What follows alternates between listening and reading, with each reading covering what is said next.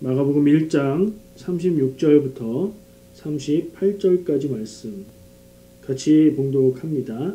시작. 시몬과 및 그와 함께 있는 자들이 예수의 뒤를 따라가 만나서 이르되 모든 사람이 주를 찾나이다. 이르시되 우리가 다른 가까운 마을들로 가자. 거기서도 전도하리니 내가 이를 위하여 왔노라 하시고 아멘. 자, 본문 말씀은요, 마가복음, 복음서 중에 두 번째 있는 마가복음의 첫째 장이죠. 1장이에요. 마가복음의 초반에 예수님의 사역을 전하고 있는 말씀이지요. 상황이 있어요. 어떤 상황이냐면 예수님이 처음에 사역을 시작하시면서 제자들을 부르셨고 가버나움이라는 그런 도시, 갈릴리 호수가에 있는 도시인데 그곳에서 주로 사역을 펼치십니다. 그곳에서 사역을 하면서 유명해지기 시작을 해요. 그래서 사람들이 이른 아침부터 예수님이 새벽에 기도하러 나가셨는데 바로 이른 아침에 곧 이어서 사람들이 많이 찾아왔다고, 예수님을 찾는다고 제자 베드로가 나와서 예수님을 찾습니다. 그러면 그래? 빨리 가자. 사람들을 만나야지 하는 게 기대되는 반응일 텐데 예수님은 그렇게 하지 않으시고 이제 그럼 우리가 다른 마을로 가자. 다른 마을 가서 또 전도하자. 내가 이것을 위해 왔다. 나는 전도하러 왔다라고 얘기를 하시는 내용이에요. 이 말씀은 제가 주중에 묵상하고 나눴던 내용 중에 박수 칠 때 떠나라, 그런 제목으로 나눴던 말씀을 조금 더 묵상하고 같이 나누기로 정한 이야기입니다. 자, 오늘 말씀의 제목을 저는 세옹지마의 교훈이라고 정했어요. 세옹지마는 어른들은 다 아시는 사자성어, 한자 말이죠. 세옹지마라는 말은 말 얘기인데 그 시골 노인의 말이다, 이런 뜻이에요. 한자로는 변방세, 늙은이 옹 갈지자의 말맞자. 그걸 풀면 그냥 시골 노인의 말이다, 그런 얘기고요. 영어로 한번 제가 붙여봤어요. country 새, old man 옹, 어부 지, horse 마. 무슨 얘기인지 알겠죠? 우리 어린 친구들도 다 알아듣겠죠, 이러면. 자, 이 세옹지마라는 네 글자의 한자 말은 유명한 중국 고전 책인 회남자라는 책 중에 인간훈 편에 나오는 이야기, 그 이야기에서 유래한 사자성어랍니다. 그 얘기를 간단하게 소개를 해보겠습니다. 어른들은 다들 아시겠지만 그래도 오늘 말씀 묵상하는 어떤 초점이 되니까 이것을 집중해서 같이 나누어 보면 좋겠습니다. 옛날에 중국 북쪽 시골에 한 노인이 살고 있었습니다. 어느 날 그 노인은 말을 기르고 있었는데 그 말이 도망가 버렸습니다. 옛날이나 지금이나 말이 귀한 것은 똑같은 것 같은데 말이 도망을 갔으니 재산상에 큰 손실이 생긴 거죠. 그러자 동네 사람들이 안타깝게 여기면서 노인을 위로했습니다. 그랬더니 노인의 반응이 이 일이 복이 될지 누가 알겠소? 라고 대답을 했답니다. 그러니까 말이 집에서 도망간 재산상의 손실을 입는 그런 일을 겪어서 사람들이 위로했더니 이 일이 나중에 더 좋은 일이 될 수도 있어요 라는 대답을 했다는 거죠. 요즘 젊은 사람들은 어른들이 보시기에 좋은 일이 생기면 세상 다 가진 것처럼 날뛰고 기뻐하고 힘든 일이 생기면 세상 끝난 듯 절망하는 모습을 보이는 것 같다 생각을 하실 겁니다. 너무 가볍게 움직이는 거죠. 하지만 세상을 오래 산 분들은 좋기만 한 일은 세상에 없고 또 나쁘기만 한 일도 없다는 걸 알지요. 시간이 지나면 상황은 변한다, 이것을 압니다. 이것이 세월의 지혜입니다. 젊은 사람들은 어른들에게 세월의 지혜를 배울 필요가 있습니다. 자, 다시 이야기로 돌아갑니다. 그리고 얼마 후에 도망갔던 말이 돌아왔는데 혼자 돌아온 것이 아니라 들에 있던 야생마들을 데리고 돌아왔습니다. 말 한 마리가 나가서 야생마들을 데리고 돌아왔어요. 몇 마리인지는 모르겠지만 최소한 한 마리라고만 생각해도 2배가 된 거죠. 이것을 요즘 한국의 아이들의 말 표현으로 뭐라고 할까요? 개이득입니다. 개이득. 야, 아싸 이런 거죠. 이익을 받습니다. 좀 전에 얘기했죠. 말이 도망갔을 때 사람들이 위로하니까 이 일이 복이 될지 누가 알겠소. 복이 됐네요 진짜. 2배 혹은 3배, 4배로 재산이 늘어났습니다. 그러자 마을 사람들은 이 노인이 부자가 됐다면서 노인에게 막 축하의 말을 건넸습니다. 참고로 제가 얼마 전에 방송에서 들었는데 현대의 한국에서 따지는 말을 살 수 있는 말 가격은 대략 500만 원에서 1000만 원 정도를 왔다 갔다 한다고 해요. 아주 비싸고 좋은 말은 억 원대를 호가하지만 일반적인 선에서 경주말은 1000만 원이 조금 넘어가고 조금 상태가 그런 보통 말들은 한 500만 원 이 정도 한다고 해요. 작게 잡아도 500만 원 재산이었는데 그게 1000만 원 혹은 수천만 원의 재산으로 불어난 거죠. 근데 노인은 또 그 사람들에게 이렇게 말합니다. 이 일이 화가 될 수도 있는 일이지요 라고 말했어요. 이 노인은 청개구리인가요? 사람들이 얘기하면 반대로만 얘기하네요. 또 얼마 후에 노인의 아들이 말을 타다가 말에서 떨어지는 낙상을 당합니다. 말에서 떨어지면 그냥 넘어지는 거하고 다르게 크게 다치는 경우가 많습니다. 그래서 그 아들은 다리에 장애를 가지게 됐다고 하죠. 마을 사람들이 아들이 다쳐서 장애를 갖게 되니까 또 걱정하면서 위로를 했어요. 그랬더니 노인은 뭐라고 하겠어요. 또 똑같이 안 좋은 일일 때는 이 일이 복이 될지도 모르지 않습니까? 라고 덤덤하게 대답을 했다고 하죠. 우리도 좀 알 것 같지 않나요? 패턴이 이 정도 반복되면 좋은 일이 있을 때는 이 일이 안 좋은 일이 될 수도 있지요 이런 생각을 하고 안 좋은 일이 있으면 이 일이 좋은 일이 될 수도 있겠죠. 이렇게 생각하면 되는 거 아닌가 하는 느낌이 오지요. 그것도 지혜가 될 수는 있어요. 좋은 때에 안 좋은 것을 생각하고 안 좋을 때에 좋은 것을 생각하는 것도 일종의 지혜라고 볼 수 있을 것 같아요. 다시 이야기로 돌아와서요. 또 얼마 시간이 지나서 전쟁이 났습니다. 전쟁이 나면 옛날 얘기니까 젊은 남자들은 군인으로 다 끌려가지요. 그래서 동네의 젊은 남자들이 다 군인으로 끌려나가서 전쟁에 나가서 죽거나 심하게 다치거나 멀쩡히 살아온 사람들이 거의 없었다고 하죠. 근데 그 노인의 아들은 말 때문에 다쳤던 그 다리의 장애 때문에 전쟁에 나가지 않았다. 그래서 장애는 가졌지만 목숨을 건지게 됐다. 그런 얘기예요. 그래서 동네 사람들이 거기까지 얘기를 듣고 보고 나서 상황을 보고 나서 마을 사람들이 왜 어떤 일에도 가볍게 좋아하거나 절망하지 않았었나 이거를 좀 깨닫게 됐다. 이런 얘기가 아까 얘기한 그 중국 책에 있었고 거기에서 나온 얘기가 세옹지마라는 얘기입니다. 그러면 세옹지마의 교훈은 뭘까요? 이 세옹지마의 이야기의 교훈은요? 좋을 때는 안 좋은 걸 생각하고 안 좋을 땐 좋은 걸 생각해라. 상황의 반대를 생각해라. 그것도 나쁘진 않은데 그게 전부다라고 말할 수는 없을 것 같아요. 저는 이거 보면서 제일 핵심적이고 중요한 건 노인의 지혜를 존중하라 이거 아닌가? 이런 생각을 해봤어요. 현대 사회가 발전하고 기술이 발전할수록 노인들은 세상을 모르고 아무것도 모른다 이렇게 무시당하기가 일쑤입니다. 경제력도 약해지고 건강도 약해지다 보니까 할 수 있는 일도 적어지죠. 근데 노인들은 오래 사신 분들은 세월을 살아온 지혜가 있습니다.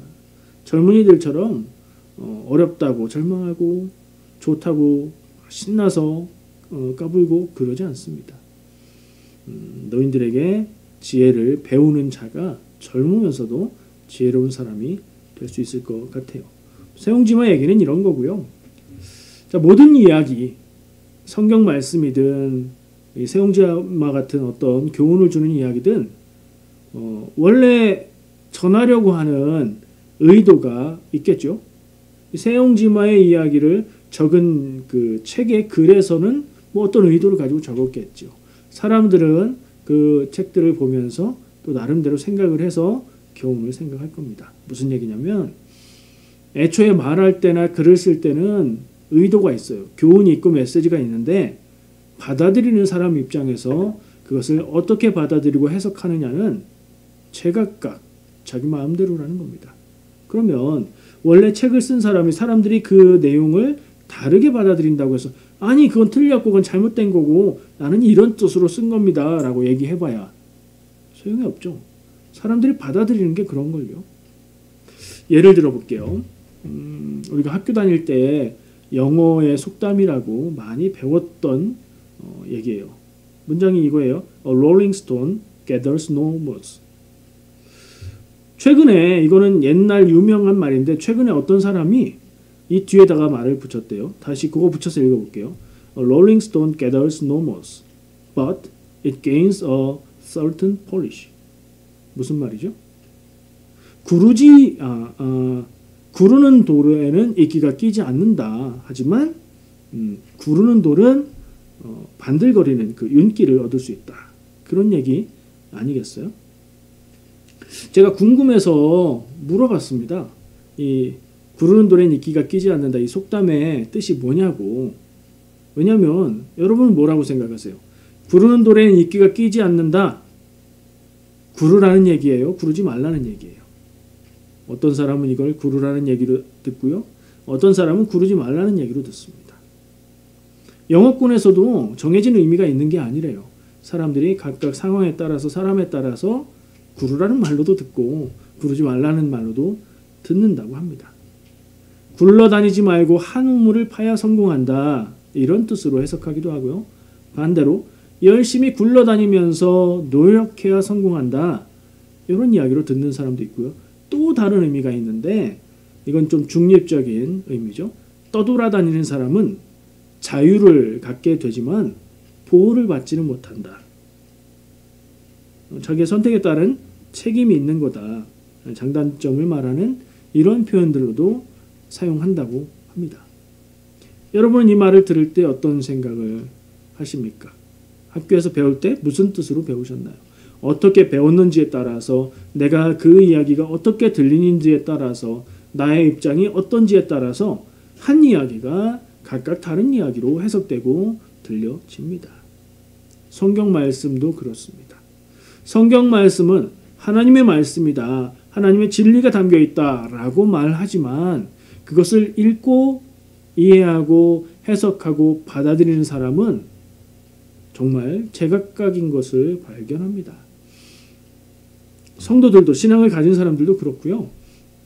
가끔 TV나 방송에서 성경을 인용하면서 이야기하는 신앙이 없는 다른 종교의 분들이나 어떤 학자들이 이야기할 때 성경 저 내용을 저렇게 해석하나? 하고 굉장히 신기한 이해를 하는 것을 보게 됩니다. 한 가지 확실한 것은요. 성경을 읽고 묵상하는 것이 그 시간과 묵상들이 쌓이고 그것과 함께 세상을 사랑하는 경험의 지혜들이 쌓이고 그러면서 또 계속 성경 말씀을 읽고 하나님 말씀을 통해서 지혜를 얻어가면요. 세상을 사는 지혜는 물론이고 하나님 앞에서의 믿음이 깊어져 가고 자라간다는 것 이것은 확실한 것 같습니다. 자, 오늘 말씀은 마가복음 1장에 나온 말씀이고요. 배경을 조금 더 덧붙여 얘기해 보면 세례 요한이 헤롯에게 붙잡혀 갇힙니다. 예수님이 사역하시기 전에 세례 요한은 전국의 유명세를 얻을 정도로 큰 사역을 했습니다. 그의 사역의 핵심은 뭐예요? 천국이 가까이 왔으니 회개해라. 그리고 회개의 세례를 받아라. 바리새인들이 세례 받으러 오니까 이 독사의 자식들아 그러면서 그러기도 해 큰 소리 빵빵 치고 그랬죠. 유명한 세례 요한의 사역을 이야기하고 그 세례 요한이 감옥에 갇히면서 그의 사역의 명맥이 끊어질 때 예수님은 공생의 사역을 시작하십니다. 제자도 부르고 가버나움에서 사람도 고치고, 이 가버나움의 사역이 초기 사역이고 나중에도 가버나움에 예수님은 자주 가십니다. 거기서 말씀을 전하는데 예수님의 말씀 전하시고 병 고치고 귀신 쫓는 사역이 유명해져서 사람들이 이 성경 말씀이 어떻게 표현됐냐면 온 마을이 다 찾아왔다라고 표현하고 있어요. 근데 뭐 정말 그러진 않았겠지만 그럴 정도로 예수님은 인기를 얻으셨습니다. 예수님은 유명해지셨습니다. 이 내용이 어디에 나오냐면 바로 우리가 읽은 본문 말씀 앞에 21절부터 34절까지 계산해 보면 13절이죠. 성경의 13절의 내용 가운데 정말 많은 내용이 나옵니다. 첫 번째, 예수님이 회당에 들어가셔서 안식일에 사람들에게 말씀을 가르쳤습니다. 그랬더니 사람들이 그 말씀이 서기관들이 가르치는 것 같지 않고 권위가 있다 하면서 깜짝 놀랍니다. 그럴 정도로 능력 있는 하나님의 말씀을 전했죠. 그뿐 아니라 그 회당에서 귀신 들린 사람이 있어서 그 사람에게서 귀신을 쫓으십니다. 말씀으로요. 그러니까 사람들이 더 놀라죠. 전하는 말씀이 대단한 것 같아. 권위가 있어. 하나님의 말씀이야. 진리야. 라고 들을 만큼 전해서 깜짝 놀랐는데 그분이 또 말 한마디로 귀신 들린 사람에게서 귀신을 쫓아내니 얼마나 더 놀랐겠어요. 와, 이 사람은 누굴까? 놀라죠. 이제 예수님과 일행들이 베드로의 집에 갑니다. 거기에 갔더니 누가 있어요? 베드로의 장모님이 병들어서 누워 있어요. 그래서 예수님이 그녀의 손을 붙잡아 일으키면서 그녀의 병을 고쳐주죠. 그것도 소문이 나는 겁니다. 사람들이 찾아오기 시작합니다. 온갖 병자들과 귀신 들린 사람들이 찾아왔다고 기록되어 있고 모든 사람들이 다 왔다. 거기서 기록이 되어 있어요. 예수님은 그들에게 말씀 전하시고 고쳐주시고 하세요. 늦게까지 진행이 됐겠죠. 그날이 저물었습니다. 참 많은 일이 있었고 많은 일들을 했고 피곤한 하루였지 않았을까 생각이 드는데 예수님은 좀 늦잠 자고 피로를 풀지 않으시고 새벽에 일어나서 집을 나가서 조용한 곳에 가서 기도하는 시간을 가지십니다. 예수님은 중요한 때마다 이렇게 기도를 하셨죠. 그래서 새벽에 예수님이 나가서 그곳에 안 계시는데 내용을 보니 어떤 일이 벌어졌냐면 아침 일찍부터 사람들이 막 찾아오기 시작하는 겁니다. 그래서 예수님이 어딨냐? 나도 병이 있다 고쳐줘라. 우리 아들이 귀신 들렸다 고쳐줘라. 그런 사람들이 계속 찾아오는 겁니다. 그러니 이제 제자들은 예수님을 찾았고 집에 안 계시니 찾아 나섰겠죠. 예수님을 만났습니다.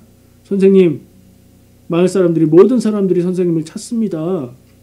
왜요? 고쳐달라고. 말씀 듣는 거는 그들에게는 뭐랄까요? 말씀 듣는 거 예수님이 하시니까 듣는 거지 찾아온 사람들의 대다수의 목적은 병 고침 혹은 귀신을 쫓는 일이었던 것 같아요. 예수님이 근데 그래 그러고 가는 게 아니라 이제 다른 마을로 가자. 다른 동네에 가서 복음을 전하자. 내가 다른 곳에 가서도 전도해야 된다. 내가 이곳을 위해 왔다. 라고 말씀하십니다. 마가복음의 초반에 예수님의 공생의 사역의 목적을 여기에 얘기하고 있는 거예요. 자, 예수님이 사람들의 환호, 사람들이 인기를 사람들이 많이 알고 따라오는 것 그런 거를 바라고 기뻐하고 좋아한 것이 아니고 그것이 목적이 아니고 다른 데에 목적이 있다는 거예요. 오히려 사람들이 많이 찾아오는 유명세는 예수님으로서는 피할 일처럼 보이는 겁니다. 사람들이 많이 찾아오니까 이제는 여기서 떠나야 되겠다. 다른 곳으로 가자. 이러시는 것 같다는 거죠. 한 군데 좀 진득하게 자리 잡고 유명해지신 다음에 짠 하고 서울로 예루살렘으로 진출해서 크게 사역하시고 각 지방의 도시마다 중요한 도시마다 지점을 좀 세우고 이렇게 돌아다니시고 이러면 좋지 않을까요? 그러다가 이제 많은 사람들의 힘을 힘입어서 왕이 딱 되시고 그럼 되는 거 아닌가요? 그럼 성공 아닌가요? 예수님의 사역의 목적은 그게 아니었던 거죠. 사람들의 생각과 예수님의 생각은 엇갈리게 달랐던 겁니다. 사람들의 생각은요, 그때나 지금이나 똑같습니다. 교회 다니나 안 다니나 똑같습니다. 잘 되는 게 좋은 거고, 큰 게 좋은 거고, 많은 게 좋은 겁니다. 자기 입장에서 자기 눈에 보이는 것만 생각하고요. 당장에 잘 되는 것, 그것이 좋은 것이고요. 유명해지고 사람들이 환호하고 인기를 얻는 것을 좋게 생각하고 그것을 성공이라고 말합니다. 근데 예수님은 그것을 위해서 오신 게 아니었습니다. 다른 곳에서 예수님은 사람들이 예수님께 당신은 왜 죄인들과 함께 같이 하고 같이 밥 먹느냐라고 물었을 때 예수님은 나는 죄인을 부르러 왔다라고 대답을 하셨습니다. 사람들의 기대, 사람들의 생각과는 그 기준이 다르셨던 예수님이고 그 사역인 것을 우리가 기억해야 됩니다. 심지어 교회 다니고 신앙생활하는 우리도 성경 말씀을 볼 때는 그런 생각을 하는데 우리의 실생활과 삶에 있어서는 아까 얘기한 대로 똑같습니다. 내 입장에서 좋은 게 좋은 거고 눈에 보이는 거 좋은 게 좋은 거고 당장에 잘 되는 게 좋은 거고 유명해지고 돈을 많이 벌고 이게 성공이지요. 그 성공을 위해서 하나님 앞에 기도하고 그 성공을 허락하시면 축복받은 것이고 그렇지 않은가요? 제가 신앙생활을 하면서 그리고 목회 사역을 하면서 여러 사람들을 보고 만나면서 느낀 점이 있습니다. 다들 똑같이 하나님 믿고 예수님 믿고 신앙생활을 한다고 하는데요. 삶의 모습이나 교회에서의 모습을 보면 믿음 이전에 그 사람들의 삶의 태도에 영향을 주는 다른 게 있는 것 같았습니다. 믿음이 가장 중요하다고 말을 하고 이것이 하나님의 뜻이라고 말은 하지만 결국엔 자기의 생각을 주장하는 것을 보게 되었습니다. 성경이나 혹은 성경을 보는 자기의 관점이나 혹은 자기의 가치관이나 혹은 정치적인 입장이나 제가 알 수 없는 다른 여러 가지 것들이 하나님 앞에 예수님 앞에 믿음의 자세 그거보다 앞서서 그 사람의 태도를 결정하는 것을 보게 되었습니다. 생각해 보세요. 우리 주변에 보는 신앙인들의 말과 행동과 태도와 자세 그리고 여러 가지 것들이 정말 하나님의 말씀에 따라서 나타나는 모습들인가 아니면 그가 가진 기질이든 다른 어떤 배경에서 나오는 것인가. 사람마다 다르겠죠. 그러나 많은 사람이 믿음 이전에 다른 기준을 더 우선으로 세워놓고 살아가고 있는 것을 봅니다. 그러면서 어떤 분들은 그게 하나님의 뜻이고 그게 신앙적인 자세라고 우기기까지 합니다. 그런 생각을 하고 그런 모습을 발견하면서 저는 사실 신앙이라는 게 무엇인가, 믿음 생활이라는 게 무엇인가 회의를 좀 많이 가졌었습니다. 그러면 어떻게 하자는 얘기일까요? 우리는 어떻게 해야 되나요? 믿음으로, 신앙으로 사람이 전혀 변하지 않고 자기 생각대로만 산다? 그렇지는 또 않습니다.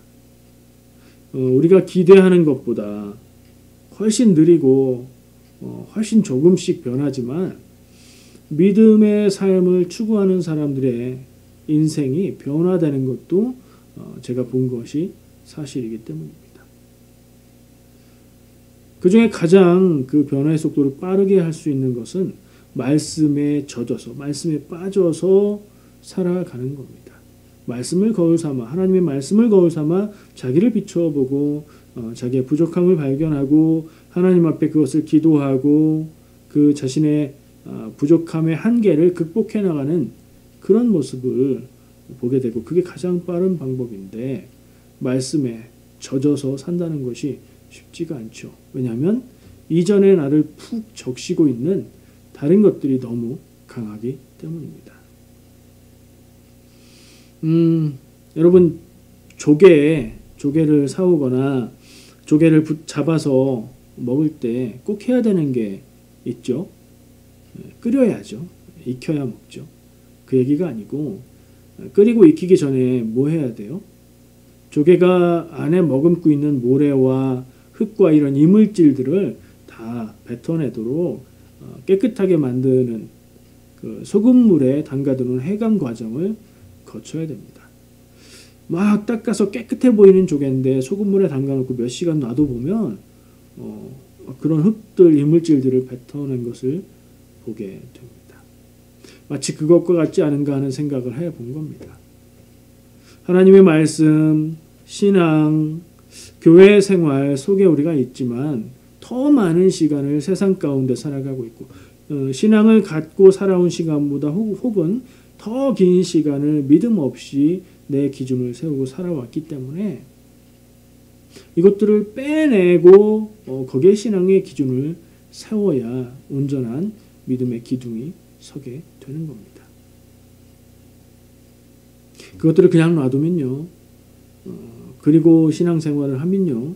그리고 신앙생활을 열심히 하면 할수록 이상한 건강하지 못한 신앙이 될 수 있습니다. 지금 한국교회의 현실을 냉정하게 판단해 보면요. 하나님의 백성이 모인 공동체인 교회가 그 가치와 기준을 세상에 잡아먹혀 버리지 않았나. 하나님의 뜻이라고 외치며 열을 다해서 하는 일들이 세상의 기준이 말하는 것과 다르지 않고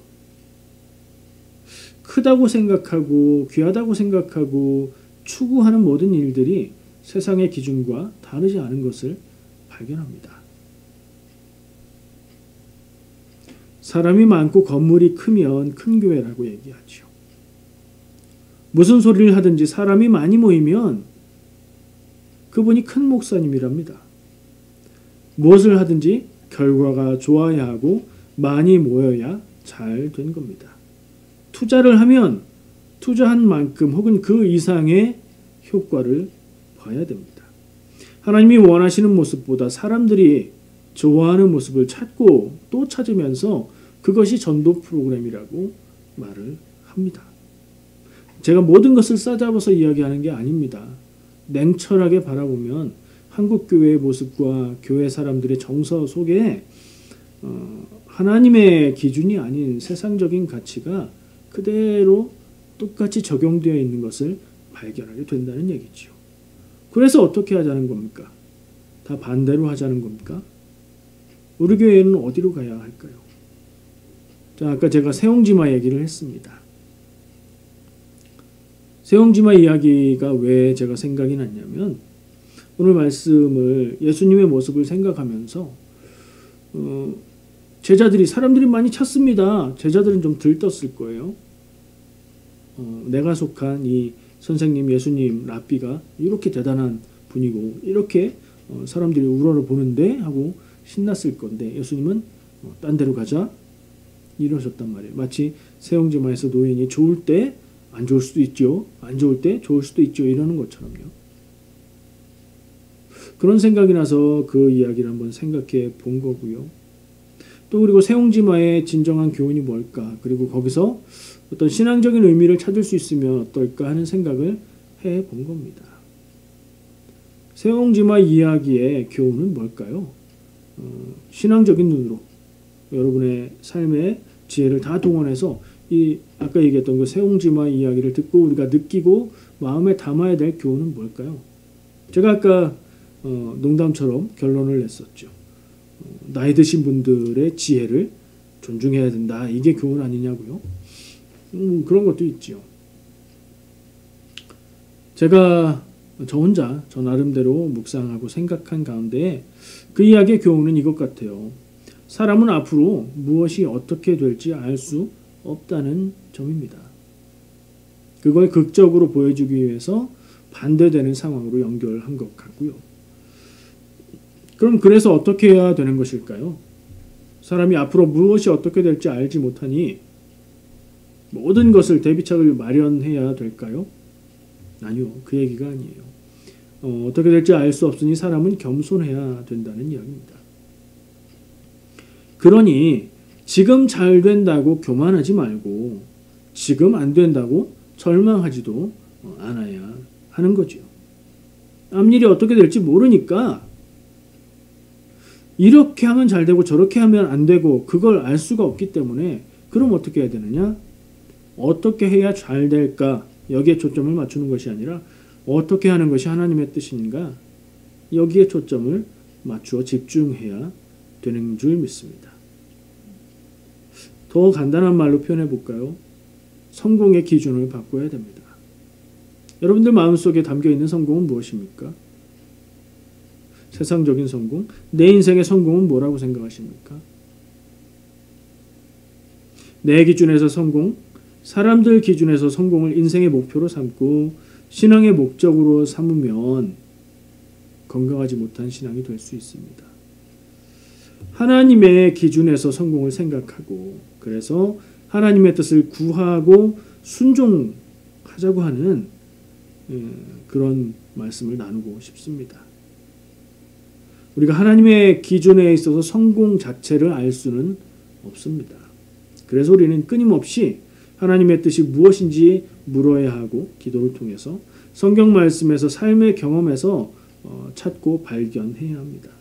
그리고 그렇게 발견된 하나님의 뜻에 순종하며 살아야 합니다. 이것이 우리 신앙생활의 목표가 되어야 할 줄 믿습니다. 기도하겠습니다. 사랑해 주님 감사합니다. 오늘 함께 말씀 나누었습니다. 새옹지마 이야기도 나누어 보고 예수님의 이야기도 함께 나누었습니다. 예수님은 왜 그러셨을까? 우리의 마음에 남겨지기 원하고 그 예수님의 마음과 뜻을 우리가 헤아려 보고 그 발자국을 따라 살아갈 수 있는 우리가 될 수 있도록 주여 인도하여 주시옵소서. 예수님의 이름으로 기도합니다. 아멘.